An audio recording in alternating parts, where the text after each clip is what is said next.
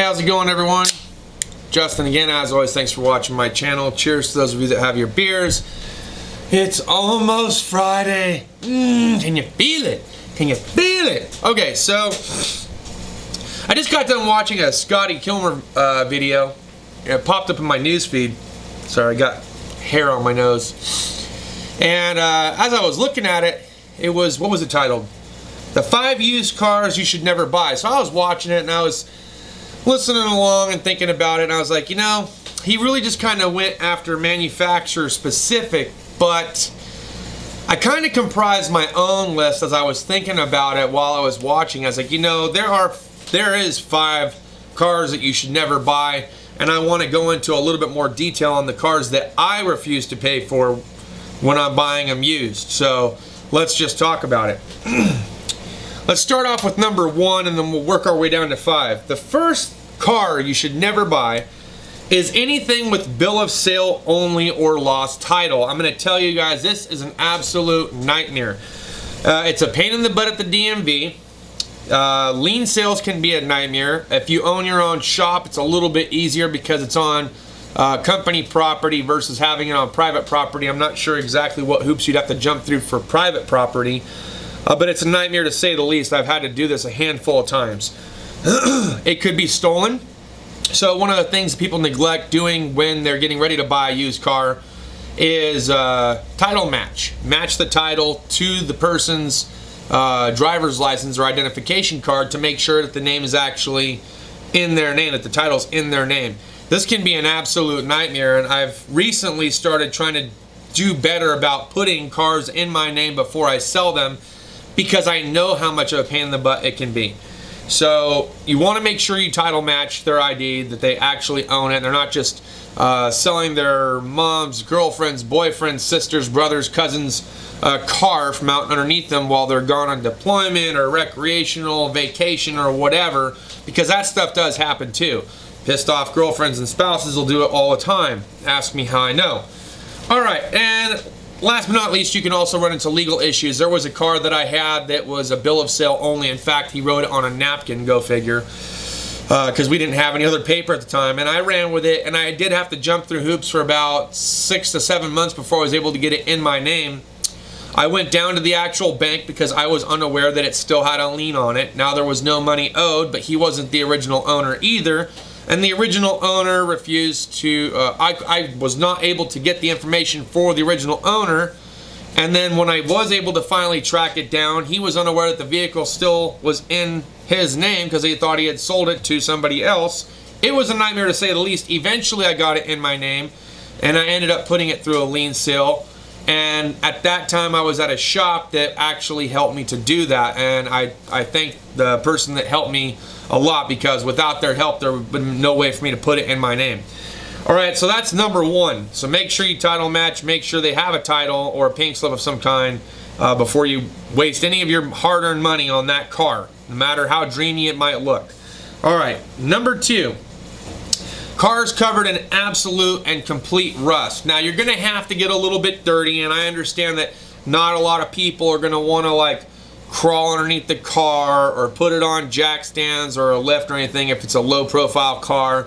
But you know, it doesn't hurt to take the car for a test drive to an auto repair shop or a tire shop and have them suspend the vehicle in the air for you to get a look underneath it and take a look. There was a car, for instance, it was a 95 Chevy 1500 step side. It was pretty nice. And I was like, yeah, man, I had a Mazda B 2500. And it was a low profile to the ground, but the thing was nice. We just got done doing the timing belt and everything else to it, and I wanted something that was a little bit more duty that could pull the weight, because as I was putting firewood in the back and would go on camping trips, it would lug up these hills, right? So I wanted something with a little more power, and I was a Chevy fanatic, so I went this route. Well, I did my due diligence. I crawled underneath it, and I could stick my whole entire forearm and fingers through this guy's frame. It was just completely rusted out, and I was like, no dice, I'm done, I'm out of here. Sorry, brother, good luck to you. And he actually, at that time, I think he had it listed for like $2,500 and dropped it down to like $800. And I called him back and I just told him on the phone, I was like, look, man, I'm one of the few people that's actually gonna crawl underneath your truck and look if you still wanna sell it. keep the price close to what it is that you have it for, and you'll get it sold. It's very rare that you're going to find somebody to crawl underneath. But that's my advice to you guys looking to buy used cars, is don't be afraid to crawl underneath this thing and take a look at it. And don't buy at night, okay? That'll be tossed in there too. Don't buy at night where you can't see unless you got a flashlight. All right, so money pits. All right, so how do you determine money pits? Okay, money pits, this is number 3, is gonna be like Euros, diesels, and anything hybrid.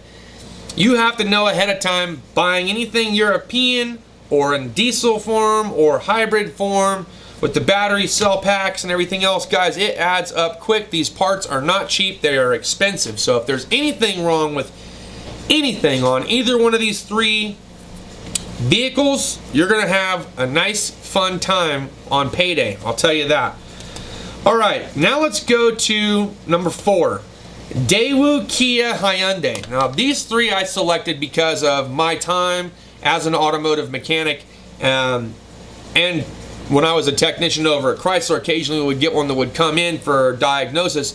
Look, there's limited information. When I mean limited, there's almost no information on like setting up timing or wiring diagrams or schematics. Like, they give you the bare minimum. Now, in some situations, it might be fairly easy to pay for a subscription for a PCM flash or ECU flash, but you're still limited on information when it comes to repair and wiring. So I steer away from all those. I'll never buy one of those. It's part of my list. Your list might be different. All right, last but not least, Cadillac. Cadillac anything. I've worked in the independent shop now for about 2 years, and I gotta tell you guys, look, the interior just completely falls apart. I mean, I can even show you my Chevy doors. They're falling apart. We have them wrapped with duct tape, but the interior door frames, they fall apart. They're expensive. On the North Star engines, if you want to do an oil pan gasket, you got to take the subframe down, pull the transmission just to get to the last bolt that's required for you to do the oil pan gasket. It's an absolute nightmare, and a half and parts are expensive because it's a Cadillac. So that in itself had to be on its own playing ground. So I will never buy Cadillac anything.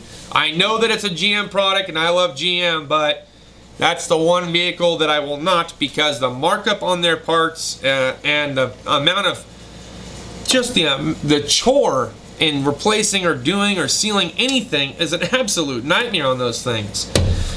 But as a shop, that's good money. So that's all I got for this video. Look, I wanted to create my own little list, like I said, based off of Scotty Kilmer's video. His is a lot different, okay? So I didn't copy him or anything one way, shape, or fashion. He had his own interpretation of what the top 5 worst used cars to ever buy were. I have my top interpretation of my 5, and that's my 5. If you like it and you agree with me, give it a thumbs up. Let me know down in the comments. If there's a couple other things that I might have missed that could be added to a possible top 5 next list, please feel free to throw it down in the comments. I'd love to read about it. Thanks as always for watching. We'll see you guys next time. Cheers and deuces.